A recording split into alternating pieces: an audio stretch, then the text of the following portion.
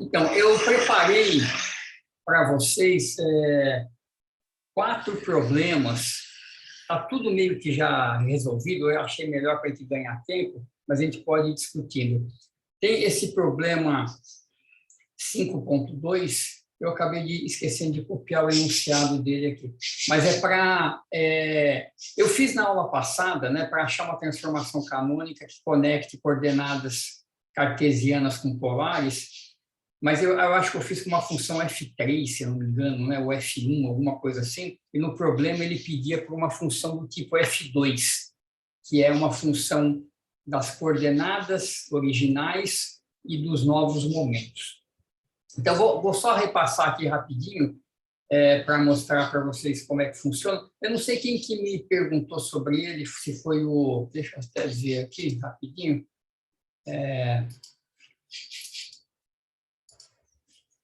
Acho que foi o Daniel. Acho que foi o Daniel que me perguntou sobre ele, então vou dar uma repassada aqui. Então, olha só. Aqui está a transformação de xy, px, py para r θ, pr, pθ. Px é mx ponto, né? Py é my ponto, essa transformação. A transformação inversa está aqui, deixa eu botar essa chave aqui maior. Aqui está a transformação inversa de r θ, pr, pθ para px, py, xy.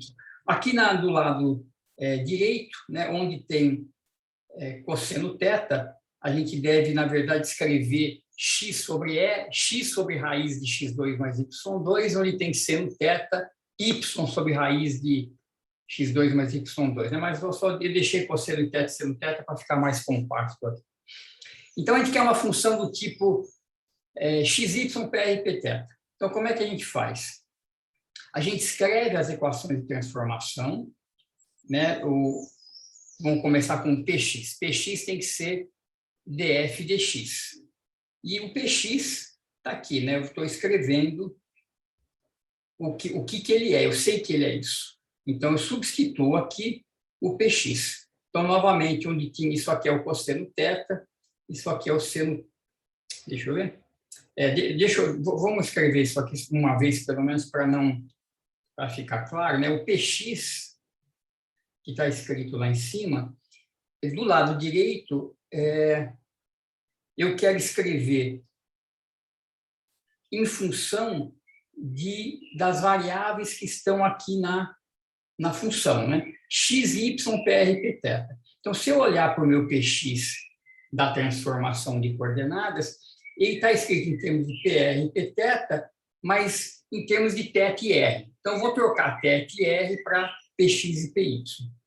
Então, o cosseno θ é x sobre r, certo? É só olhar aqui em cima na primeira equação.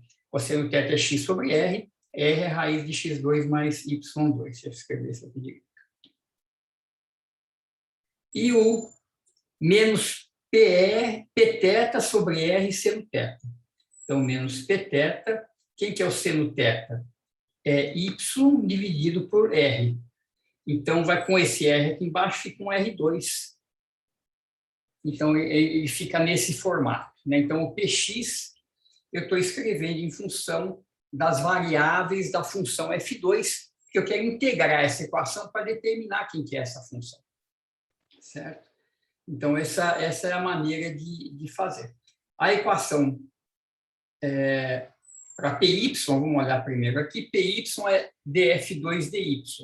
E eu sei quem que é o py, então é a mesma coisa. Eu pego o py que está lá em cima e substituo a parte de r θ por x e y, e tem essa equação 3 aqui. As outras equações da transformação canônica é r igual a df2 dpr, e o r está aqui, certo? Ele está escrito aqui já bonitinho. E θ df2 dpθ. Quem que é o θ? É o arco tangente, né, de y sobre x. Então, a gente escreve ele aqui. Onde é que está na equação? Desculpa, eu passei reto aqui. Aqui. Então, está aqui. Então, eu tenho as 4 equações da transformação canônica e tudo que está do lado direito eu só tomo cuidado de escrever nas coordenadas apropriadas. Aí eu integro, vamos integrar essas equações. Integra a equação 1. Então, F2, dF2 dx é isso aqui. Então, você vê que o F2, eu posso escrever, deixa eu ver aqui, dessa forma aqui, ó. Olha esse termo. PR raiz de x2 mais y2. Se eu derivar isso aqui em relação a x, fica 1 meio, raiz a menos meio, vai para baixo, vezes a derivada que é 2x.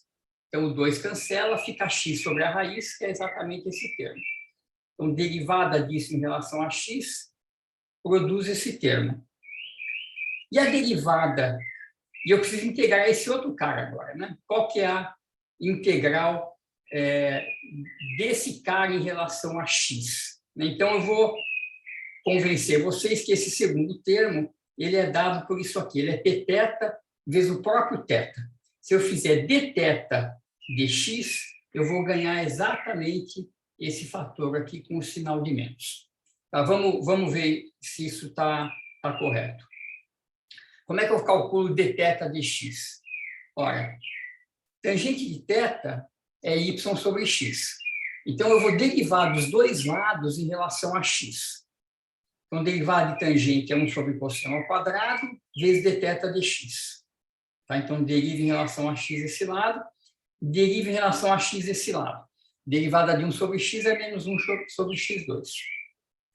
Então, dθ dx, que é o cara que eu procuro, eu passo o cosseno quadrado para o outro lado, e escrevo agora o cosseno. Quem que é cosseno ao quadrado? Né? Vamos lembrar aqui, vou escrever rapidinho para apagar. O x é r cosseno θ. Então, cosseno θ é x sobre r. Então, cosseno ao quadrado é x2 sobre r2. O x2 cancela, o r2 está aqui. Tá? Então, quando eu fizer dθ dx, vai dar esse fator vezes o pθ, e é exatamente esse termo. Tá? Então, a primeira equação, quando eu integro em relação a x, dá isso aqui. Dá essa F2.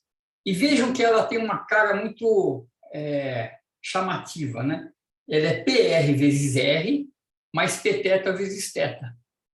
Né? Porque isso aqui é o próprio R. Só que eu tenho que escrever em termos de xy. Então, esse θ que está aqui, na verdade, eu deveria escrever como a tangente inversa de y sobre x, para ficar tudo em termos de xy, PR e pθ. Mas eu estou deixando implícito assim.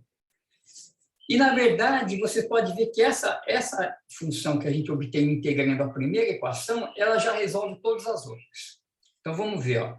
dF2 dPr, se a gente derivar F2 em relação a PR, sobra raiz de x2 mais y2. Já resolve a segunda equação. Se eu derivar em relação a y, o que acontece? Ora, eu tenho primeiro que derivar esse termo em relação a y, e vai dar novamente, né?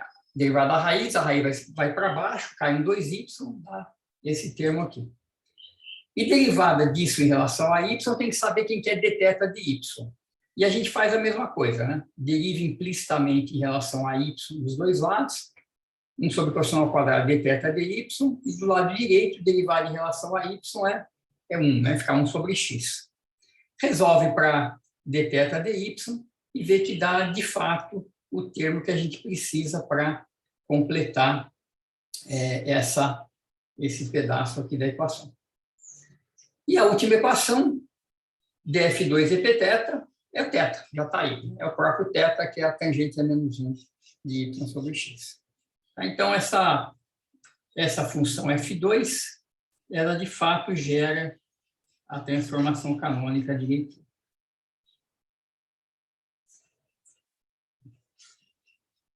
Tudo bem? Então, é um pouquinho... Professor, diga. Eu fiz um pouquinho diferente. Uhum.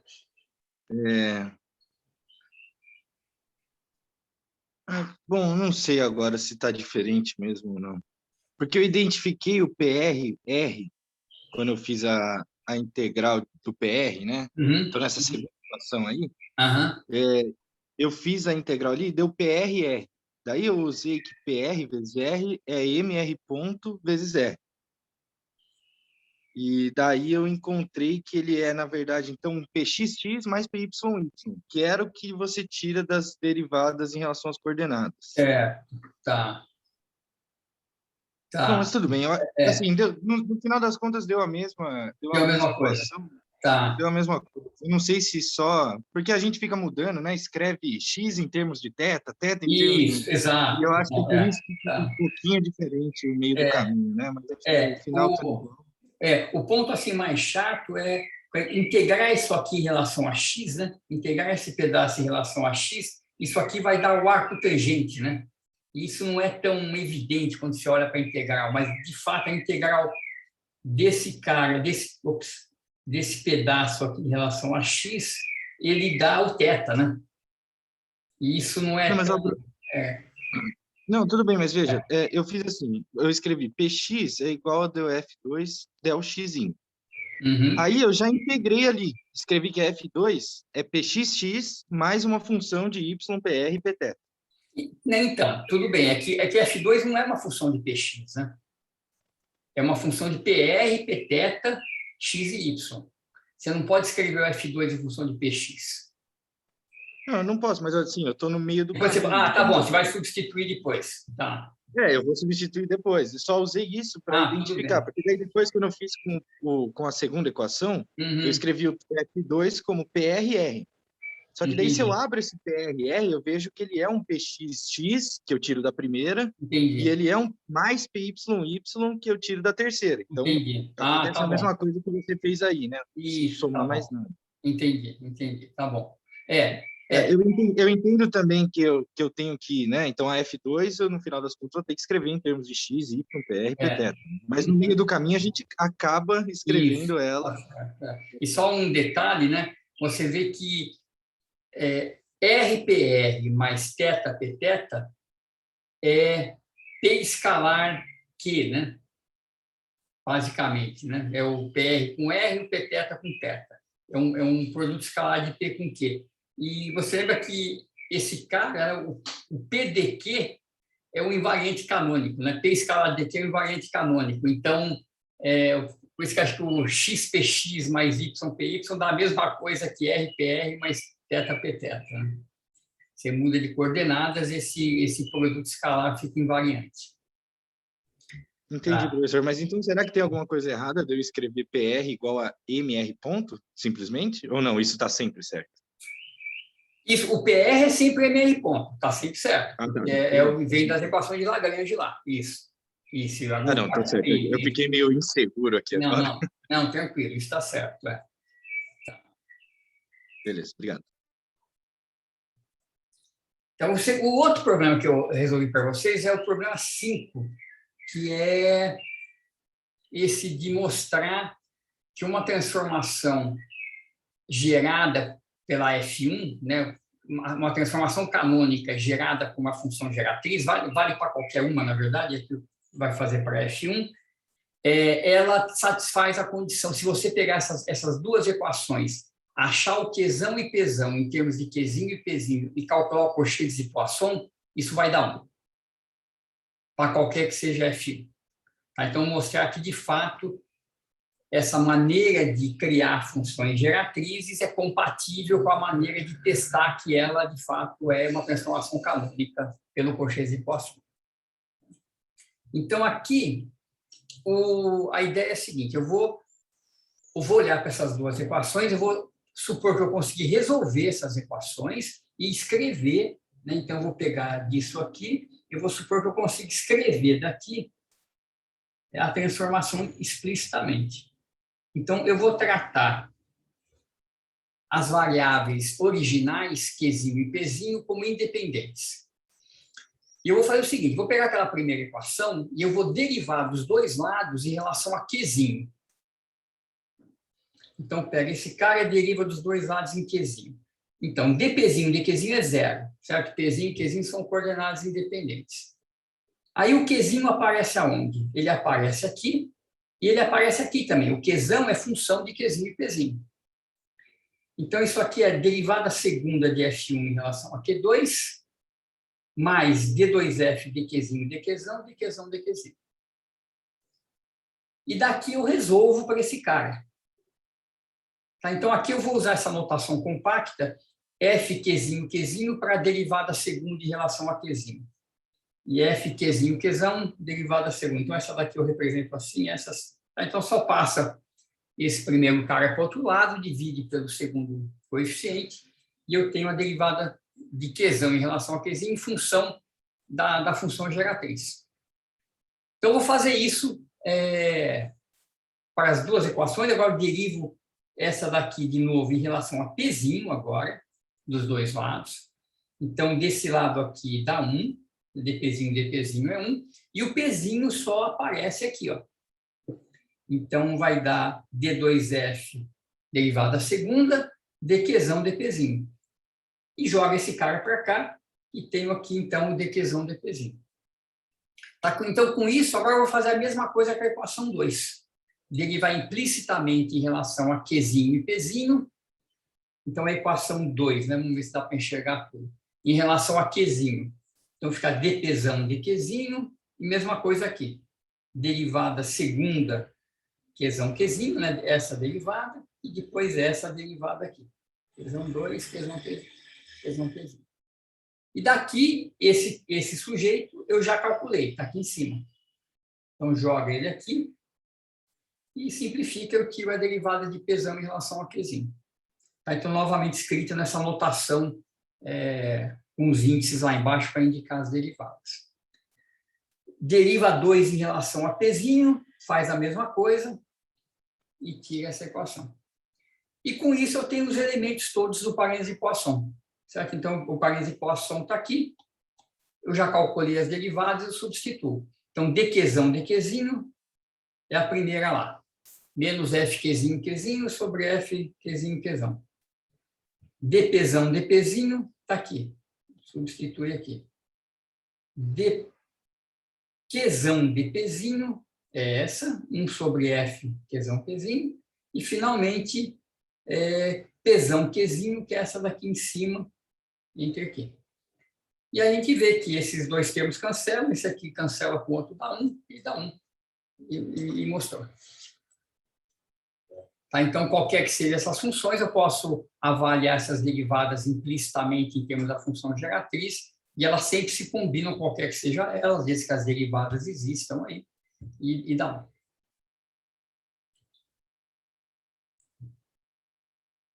Tudo bem? Vocês chegaram a tentar fazer isso aqui para ver se... Professor, Diga.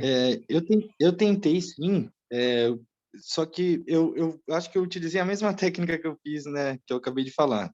Tá. Por exemplo, como o F1, né, a derivada em relação ao Qzinho, eu peguei as relações do F1, certo? Tá. Que não tem sinal, né? Derivada em relação a Qzinho é Pzinho, derivada em relação a Qzão é Pzão, sem sinal. Não, tem sinal. Não, tem um sinal. No Pzão tem um sinal. Olha lá. Já tem um primeiro erro. Mas tudo bem, daí eu escrevi, então, daí eu fiz de novo, né? Eu fiz o quê? Então, o F1, ele vai ser Qzinho, Pzinho, certo? Eu ainda não escrevi em termos das variáveis corretas. Tá. E daí, ou tudo bem, eu escrevo F1 como Q, del F, del Q, mais uma função de Qzão e do tempo. Daí eu tentei derivar isso. Você está integrando essas equações? Não, então, no final eu não integrei, mas eu consegui relações, por exemplo, del Qzão, del Qzinho, é igual a menos Qzão sobre Pzão, vezes a derivada do Pzão em relação a Qzinho. Coisas assim. Sei. Eu escrevi uma derivada em termos das outras, e eu substituí lá, mas eu não fiquei com um. Porém, ficou coisas parecidas com isso aí. Eu não sei se seria um caminho que daria para fazer, tá. mas tudo bem, vou dar uma olhada mais atenta aí na forma que você fez. Legal, tá bom. Aqui eu só estou supondo assim, né? Esse Qzão e esse Pzão que estão nessas relações aí 1 e 2, eu estou supondo que a gente consegue escrevê-los em função de Qzinho e Pzinho. Né? Então, quando eu derivo, eu estou fazendo, né, eu derivo essa primeira expressão em relação a Qzinho, né? Então eu sei que tem uma dependência direta aqui, tem uma dependência indireta via o segundo argumento. Assim, pelo menos funciona direitinho. É que eu não sei se porque parece tão simplório isso que eu estou fazendo, de só escrever, então, que a F1 é P, por exemplo, pela primeira equação, F1 é Pzinho, Qzinho, mais uma função das outras variáveis.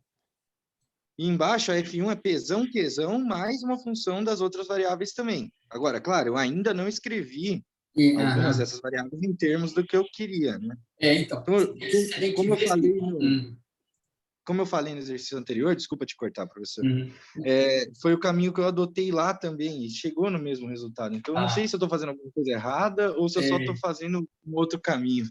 Tem que tomar cuidado quando você integra a F1 como Pzinho, Qzinho.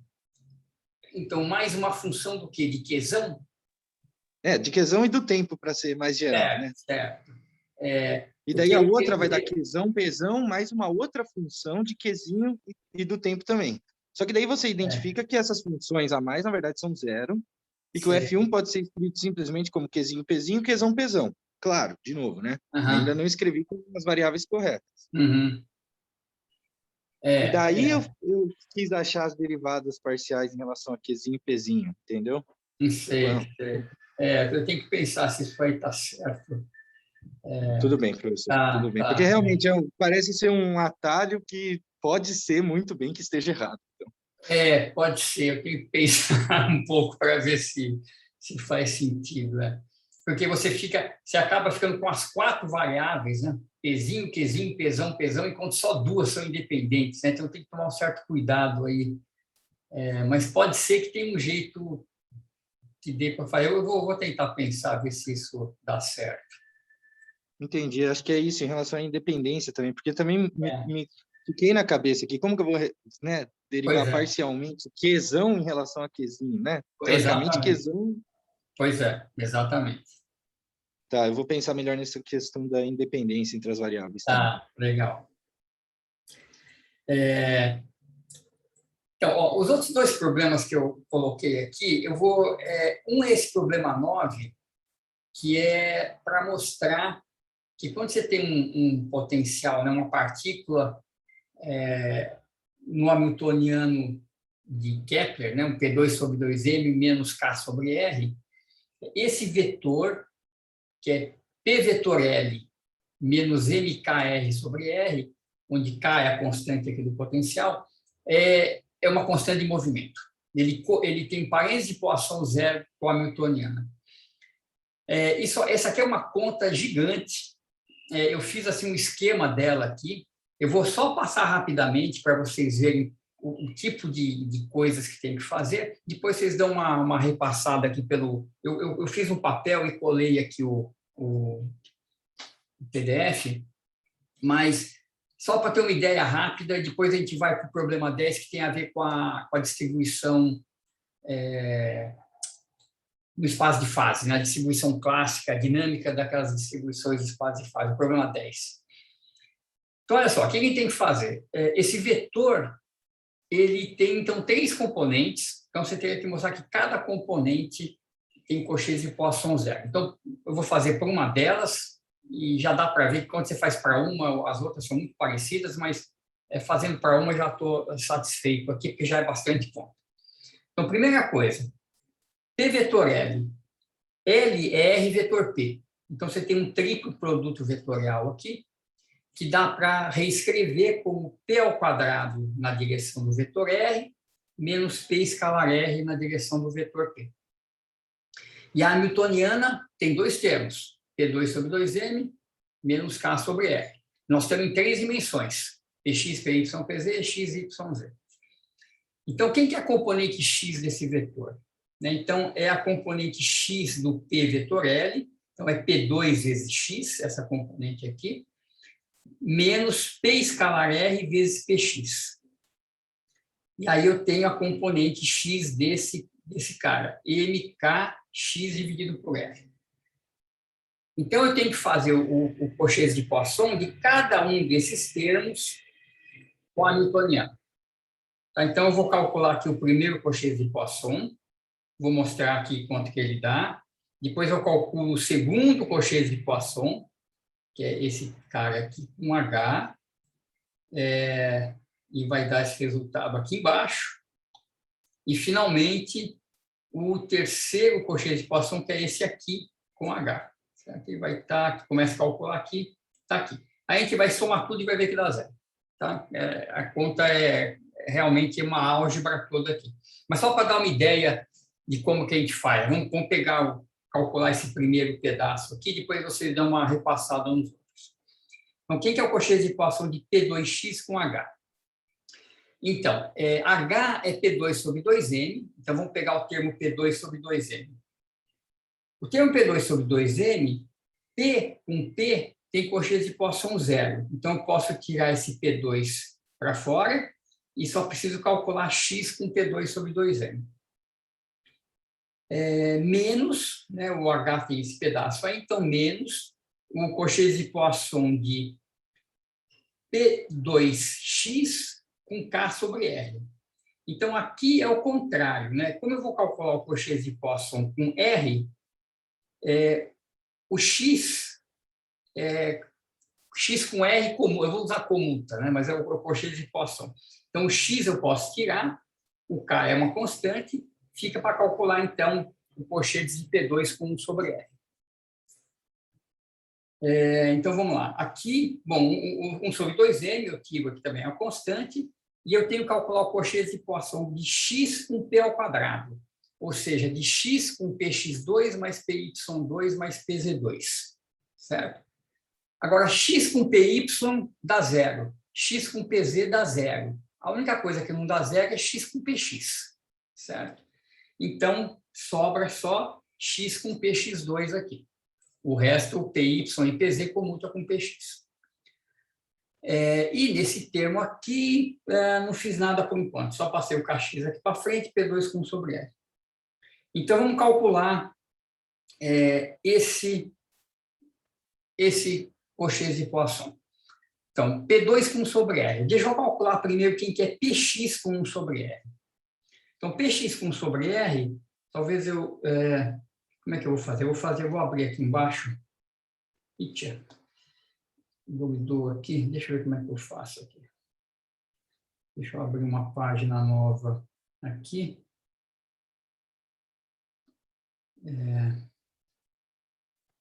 Ficou junto ali, não queria que deixasse. Ups, espera um pouquinho. Isso aqui é uma imagem, né? Eu não sei se ele vai deixar cortar. Não deixa cortar. Tudo bem, eu vou abrir aqui um parênteses só para fazer esse cálculo aqui. Px com... Onde é que nós estávamos? Aqui, Px com 1 sobre R. Tá? Vou fazer esse cara com um pouco mais de detalhe aqui embaixo. Então, quem que é o cocheiro de Poisson, né? Você vai fazer por todos os graus de liberdade, x, y e z, d px dxi, xi é x, y e z, d de 1 sobre r dpi, então pi novamente é px, py, pz, menos o trocado. dpx dpi, d de 1 sobre r dxi, certo? Esse que é o cocheiro de Poisson. Muito bem, a gente vê que dr e dp é zero, tá? Não existe, são coordenadas independentes, né? Então, esse cara aqui é zero para todo i, px, py, pz, não dá nada. Esse termo aqui, ele dá 1 quando i igual a x, se não dá zero, dpx, dpy é zero, certo? Então, só dessa soma toda, sobra apenas o termo da coordenada x, né, onde vai aparecer dpx, dpx, e isso aqui, então, fica menos, então, isso aqui dá um menos 1, d de 1 sobre r dx, certo? É quando o termo i igual a 1 desse cara. Então, isso aqui é menos d dx de 1 sobre r, x2 mais y2.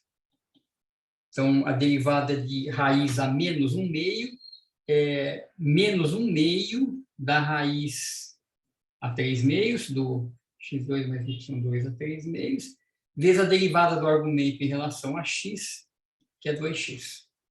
Então, esse 2 cancela, fica x dividido por r ao cubo, que é a raiz elevada ao cubo.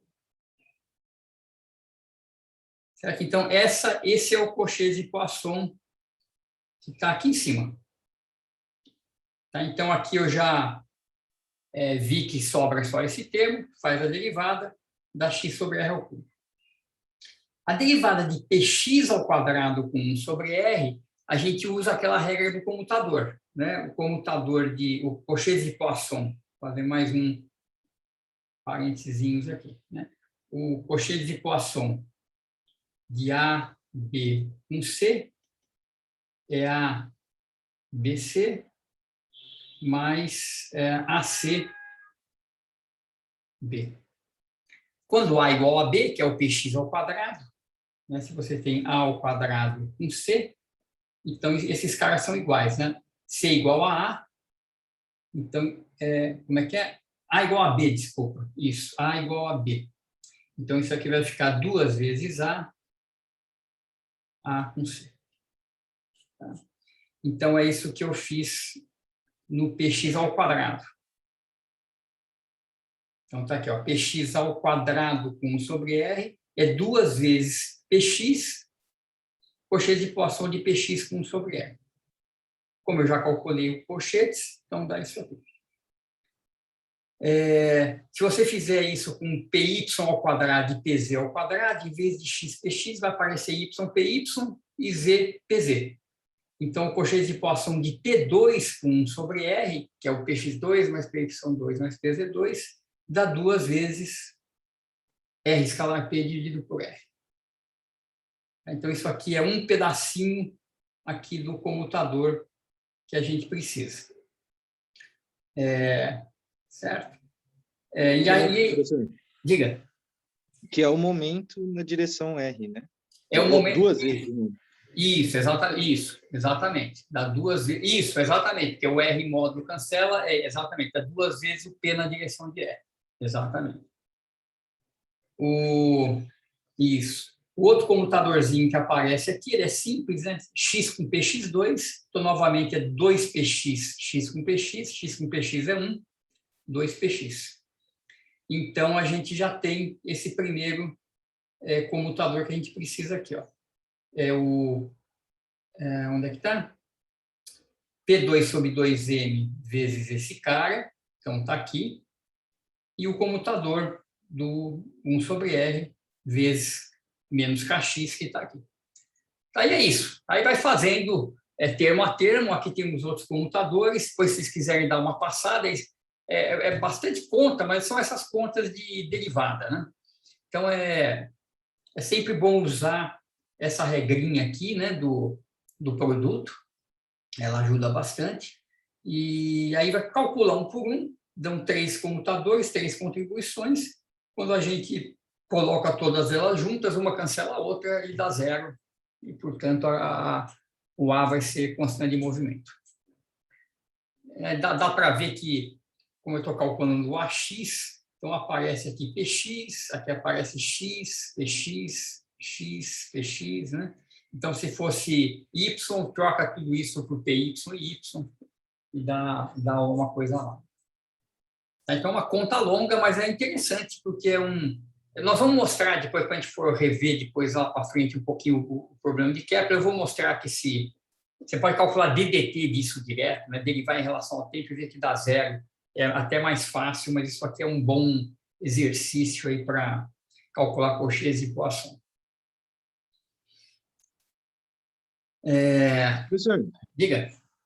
Antes de você passar para o próximo, só uma questão. Você resolveu o 5.6, que era para mostrar aquela transformação que dava os operadores de subida e descida, no final das contas, né? Mas você não fez a função geratriz. Tudo bem, eu fui procurar e eu queria só saber o seguinte. Para achar uma função geratriz, eu tive que assumir que ela fosse de algum dos tipos. Isso. Será que esse é o caminho certo? Não, Você tem que escolher um tipo e ver se dá certo. Às vezes não dá certo, mas E pode dar certo para mais de um tipo, porque eu fiz para F1, deu certo, eu fui fazer para F2, deu certo também, daí eu acabei não fazendo por resto. Isso, não, é isso mesmo. Pode dar certo até para as 4, se for o caso. Tem algumas transformações canônicas que não dão para todas, né? Por exemplo, a identidade não dá para fazer com a F1. Tem que ser F2 ou F4. Mas acho que a mesma identidade a gente já fez por mais de uma, né? Isso. Eu acho ao longo do... Isso. É verdade, então pode ser mais de uma mesmo. Pode ser mais de uma, isso. Legal. Então, o outro que também é um pouco de álgebra aqui, eu queria fazer para vocês uma parte dela, que é, então, pegar a distribuição, uma distribuição gaussiana de probabilidade centrada em Q barra e P barra em T igual a zero, com a dinâmica de uma partícula livre.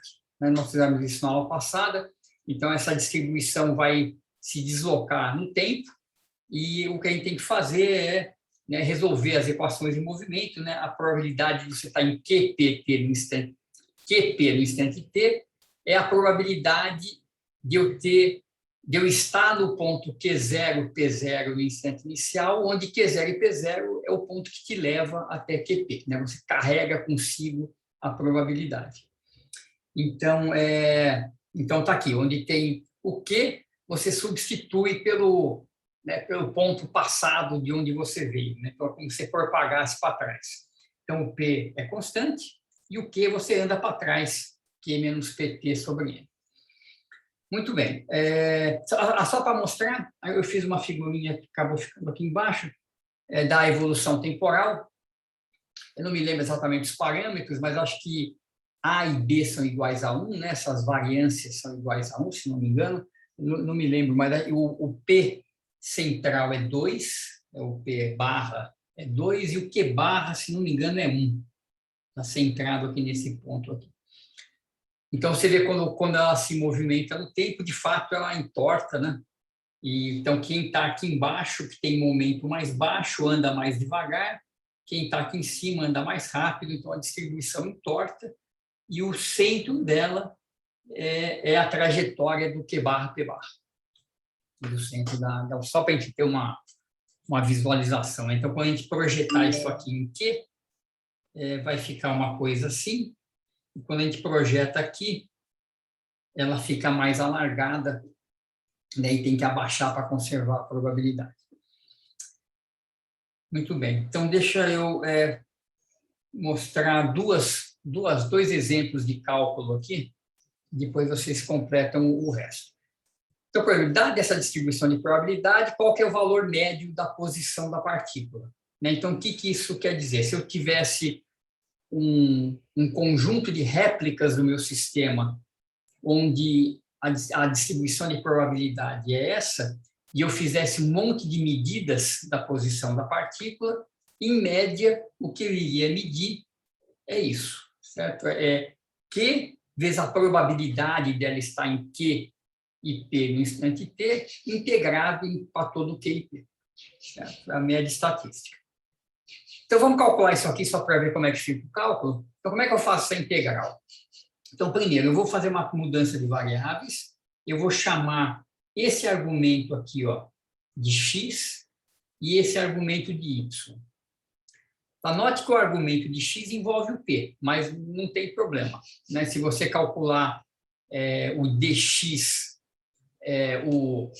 aqui, na verdade, eu devia ter feito um pouquinho melhor. Eu vou passar de qp para x e y, o jacobiano dessa transformação é 1. Tá? E aqui eu fiz meio mal feito, aqui, esse dx igual a dq, dy igual a dp não está tão correto. Deixa eu... Onde é que eu posso fazer aqui? Deixa eu fazer aqui um parentezinhos aqui em cima também. Né? O jacobiano dessa transformação é dq, é a derivada de qp em relação a x e y. Né? Então, dq dx... eu vou fazer o jacobiano inverso, ele vai dar 1, que é mais fácil de calcular, só para não ter que inverter essas relações. Os dois dão 1. Vou fazer d de x e y em relação a qp. Então, dx dq é 1, dx dp é menos t sobre m. dy dq é 0, dy dp é 1, certo? Então, esse jacobiano é 1 e está tudo certo. Eu não vou ter nenhum fator extra no meu integrando aqui. Então, tá aqui, eu posso fazer essa troca de variáveis, e a integral, então, fica dx dy, x2 sobre 2a2, y2 sobre 2b2, e onde tem o q aqui na frente, então, eu vou trocar por x mais q barra mais pt sobre n, certo? E esse p, eu tenho que escrever também como p barra mais y, que está escrito aqui embaixo, tá? Então, esse p eu também troco, e fica tudo em termos de x e y. Então, o que acontece com essas integrais? São integrais gaussianas em x e em y, que tem esses fatores aqui embaixo.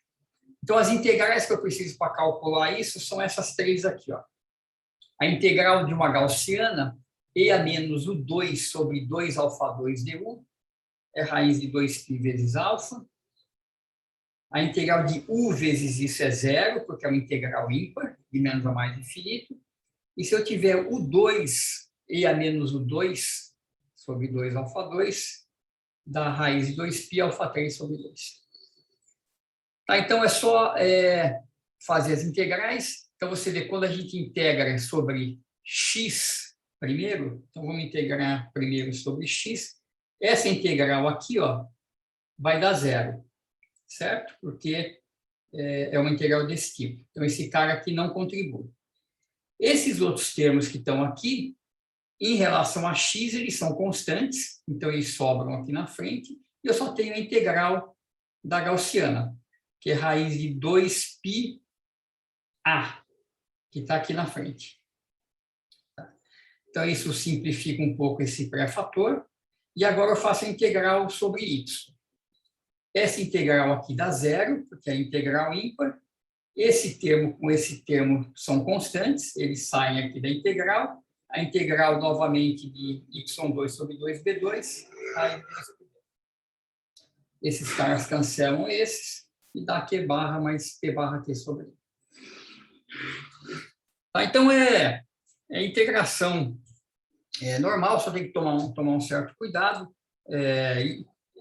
É útil também já identificar direto as coisas que vão ser 0 pela função ser ímpar, para não fazer integral à toa.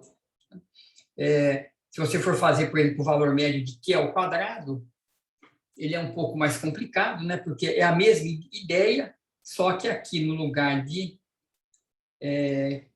q, aparece o quadrado, né? Então, é a mesma integral, só que tem esse q quadrado que aparece aqui. E aí tem que abrir esse quadrado, deixa eu fazer rapidinho aqui. Então, eu separo essa parte aqui da parte em y, então fica esse cara ao quadrado, 2 vezes o termo que tem y, vezes o termo do meio. Como é que é? Isso. Faltou um m aqui, né? Eu acho. 2 vezes x mais q barra t sobre m. Faltou um t sobre m aqui. Deixa eu corrigir aqui. Faltou um t sobre m, mais o termo do quadrado desse aqui, que está aqui. Então, a gente vê direto que esse termo todo aqui não vai contribuir na integral, porque ele é linear em y. Então, quando eu for integrar com a gaussiana em y, é uma função ímpar e vai dar 0. Então, isso aqui não contribui, não preciso nem me preocupar com ele. Esses dois que sobram aqui, eu abro, né? Abro esse cara de novo. Então, x2, deixo esses dois juntos. 2x, q barra p barra t, e o quadrado desse daqui, mais o termo y2. Novamente, esse termo que é linear em x, quando eu integrar com a gaussiana em x, vai dar 0, porque é uma função ímpar. Então, isso aqui também não contribui, e só tenho que integrar esses aqui. Então, esse é do tipo constante, esse é do tipo x2 com a gaussiana, y2 com a gaussiana. Então, eu posso usar, né, esse tipo de integral aqui. Né, joga lá, faz a conta e vê o que dá. Cada um deles dá uma contribuiçãozinha. e o valor médio de Q2 está aqui. Desvio quadrático médio, valor médio de Q2, menos o valor médio de Q ao quadrado. Então, você vê que uma coisa cancela um pouco a outra, né?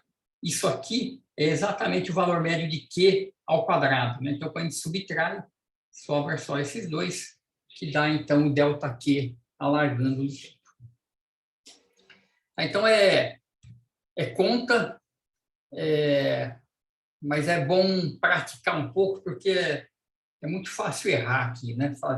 Ou então fazer conta a mais, né? Então, e já identificando direto as coisas que não vão contribuir para a integral, já joga fora e só faz a parte mais relevante.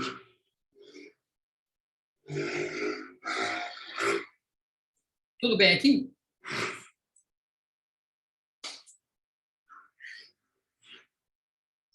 Tudo bem, sim, professor. A gente viu ali o erro alargando, né? Desculpa, Isso. só essa última interpretação final ali. Uhum. Com a passagem do tempo, a posição vai alargando, né? Que é o que a gente viu quando integra no P, né? Quando integra no P. E quando integra no P, exatamente. Exatamente. Então, esse efeito aqui esse alargamento aqui, né?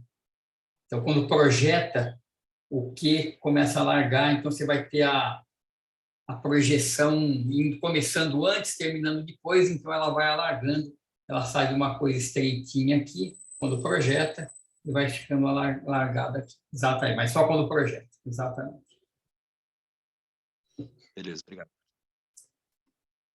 Então, a última coisa, bem rapidinha também é a conta. Essa conta é parecida com a conta que a gente faz também em mecânica quântica de propagar um pacote gaussiano, uma partícula livre com estado inicial gaussiano, é muito parecido.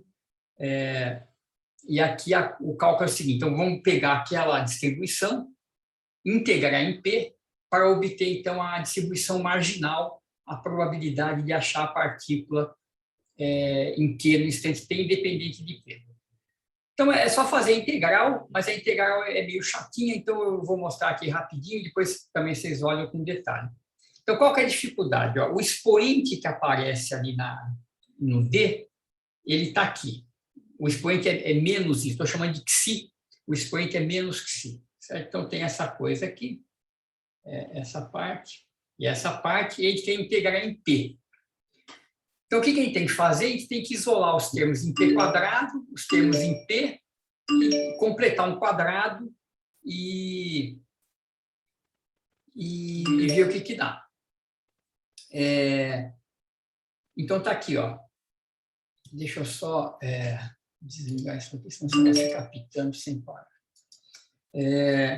Então, ó, eu abro esse quadrado, então eu deixo esses dois juntos, isso ao quadrado, o termo misto de PT com Q menos Q barra e o termo de P2, T2. Aqui eu abro os três ao mesmo tempo. Aí, o que eu faço? Eu coleto os termos em P quadrado. Então, ó, P quadrado sobre 2B2, é esse primeiro aqui, e eu tenho esse outro aqui, tá? Que está escrito aqui. Então, eu coloquei 1 sobre 2B2 em evidência, esses são os termos em P quadrado. Os termos em P, esse com esse, eu junto também, e os termos que não dependem de P, certo? Que é esse daqui e esse daqui. Então, eu reagrupo dessa forma, vou chamar esses coeficientes de alfa, beta e gama, e o meu expoente, então, está aqui. E agora eu completo um quadrado. Então, esses dois aqui, né, eu escrevo como alfa sobre 2B2, P menos beta sobre alfa ao quadrado. Então, o quadrado desse é esse, o termo misto é esse, e esse termo que está a mais, eu tenho que subtrair aqui. Certo? Então, completa um quadrado, e faz a integral agora. Então, vamos jogar isso, então, na minha integral, 1 sobre 2πab, integral em dp, então, de menos xi, está aqui o xi, isso aqui tudo é constante, certo? Está aqui para fora, isso aqui é uma integral gaussiana, daquele mesmo tipo que a gente viu antes. O resultado é raiz de 2π, está aqui, né? 2πb2 dividido por alfa, a normalização, e a constante que sobrou. E aí pronto, né? Isso aqui simplifica, e agora a gente só tem que simplificar esse menos gama mais beta 2 sobre 2 para ver que ele dá o que precisa. Então tá aqui, ó, eu pego aquele beta, elevo ao quadrado, alfa vezes gama, então alfa vezes gama, isso aqui é o beta ao quadrado, mato uns pedaços aí, 4 termos se cancelam, e o que sobra a gente vê que acaba simplificando por um quadrado perfeito, que é exatamente o Q menos Q barra menos P barra T sobre I. Tá? Então, não vou repassar aqui ponto a ponto, mas é só depois vocês acompanharem a álgebra, que está indicado aqui quem que mata com quem, e aí a gente tem a distribuição final aqui embaixo. Esse alfa, que aparece lá, né, A vezes alfa, que é o que está aqui dentro, A vezes... como é que é aqui? A vezes alfa... cadê o alfa? O alfa está aqui. A vezes, o alfa é 1 mais... Isso aqui é raiz de alfa. Deixa eu corrigir aqui. A vezes raiz de alfa, ou seja, a raiz quadrada desse termo aqui, é o ΔQ. Tá? É um alfa mais B2, então aqui vai ficar 1 sobre ΔQ ao quadrado, e aqui também. É isso.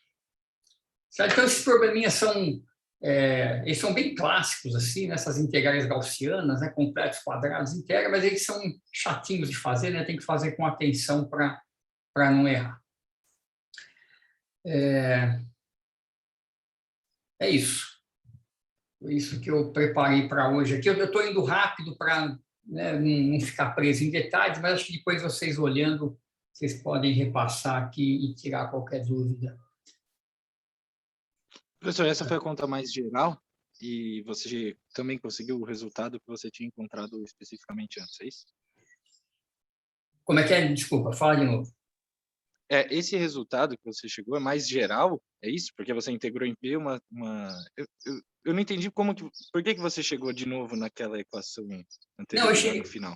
Não, então, é porque essa equação a gente não tinha, né? Eu só coloquei, eu escrevi o resultado para vocês, mas eu não tinha deduzido, né? A expressão que a gente tem, que a gente tira da teoria, é essa. Então, um dos exercícios é integre em P e obtenha a probabilidade de encontrar a partícula em Q no instante T.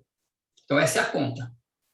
Então, eu só estou integrando isso aqui para mostrar que dá como resultado essa gaussiana de largura. Porque você vê, no cálculo anterior, eu calculei a variância de Q, mas eu não tenho a distribuição. Aqui eu tenho a distribuição inteira. Nesse cálculo que eu fiz aqui, eu calculei o valor médio de Q, o valor médio de Q quadrado e a variância. Mas qual que é a probabilidade de encontrar a partícula em Q independente do tempo? Eu não sei ainda. Certo? O que eu tenho aqui é a probabilidade de ela estar em Q um momento P no instante T. Então, para eu ter essa distribuição de probabilidade marginal, que eu só quero saber sobre Q, P não me interessa, eu tenho que integrar, e isso eu não tenho ainda. Então, essa foi a conta que eu fiz. Então, a gente mostra que a distribuição marginal é essa daqui, ela continua sendo gaussiana, centrada em Q barra mais P barra T sobre N, e com largura igual à variância da distribuição original. Entendi, professor. Certo? Então, aqui se a gente tivesse feito esse cálculo aqui, eu não precisaria fazer o anterior, né? Aqui eu já tenho a variância, tenho a média, né? Então, o valor médio é Q barra P barra T sobre M, tem uma variância e tem a distribuição toda. Certo? Entendi, professor. Então, por isso que você conseguiu resgatar aí o resultado anterior, né? Já que você tem todas as informações, você tem também o dela. Também o anterior, exatamente. Isso. Tudo bem, obrigado. Professor, Diga. sei que já está em cima da hora, mas o senhor podia comentar um pouco o exercício 11? O 11, deixa eu ver. Eu acho que ele é algo parecido com... Eu não sei se a gente viu ainda. Isso, do oscilador harmônico, né? Então, isso aqui é o seguinte, é o mesmo cálculo, né, que a gente fez antes. Então, o problema 11, bem rapidinho, depois a gente pode comentar mais. Mas é o problema do oscilador harmônico. Então, eu vou usar a mesma ideia, né? A distribuição de probabilidades no tempo t é igual à distribuição de Q0 e P0, que são as condições iniciais que me levam a QP, certo? Então, o que eu tenho que fazer? Eu tenho que resolver o oscilador harmônico. Então, eu tenho a solução do oscilador harmônico. D0 sobre M ômega seno de ômega t. E P menos M ômega Q0 mais P0 cosseno de ômega t. Eu tenho que inverter, resolver para Q0 e P0 em função de Q e P. Isso é muito simples, é só trocar T por menos T. Você tem a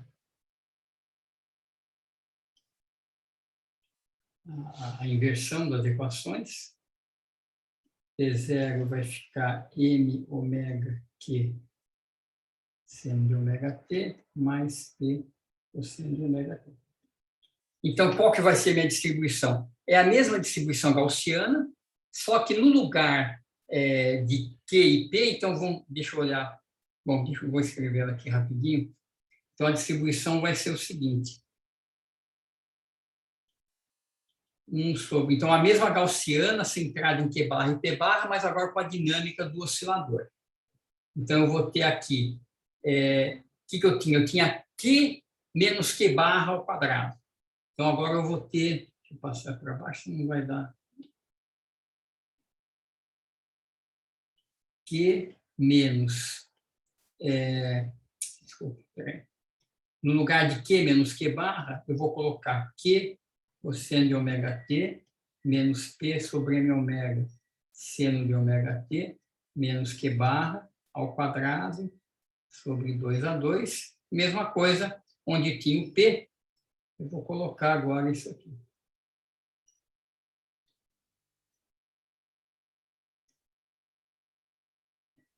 Sobre 2/2. Então, isso aqui é a minha distribuição. Você vê que ela continua sendo gaussiana em Q e P, né? Só aparece Q2, P2 e QP. E eu posso calcular agora o valor esperado de Q nessa distribuição. Então, fazer a integral de Q vezes D, novamente é uma conta mais ou menos chata, mas esse Q agora vai ficar oscilando. A gente vai ver que esse Q, o valor médio de Q, ele oscila no tempo, porque o oscilador está andando, né?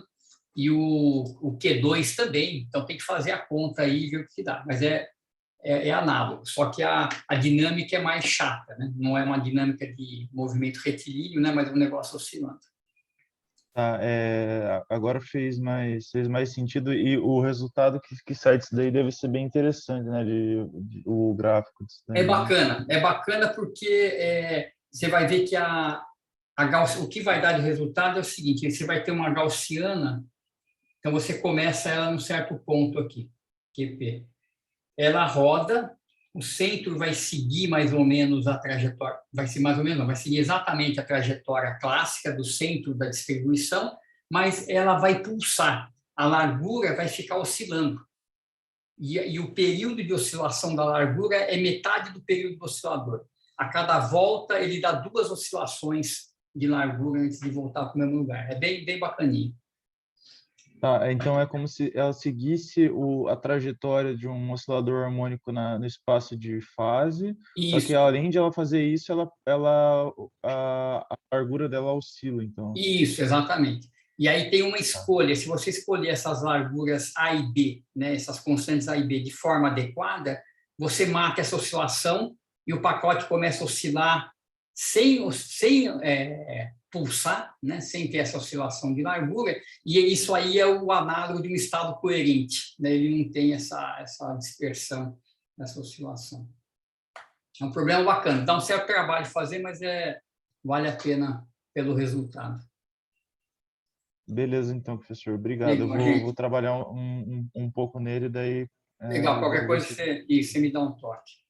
Beleza, obrigado. Legal.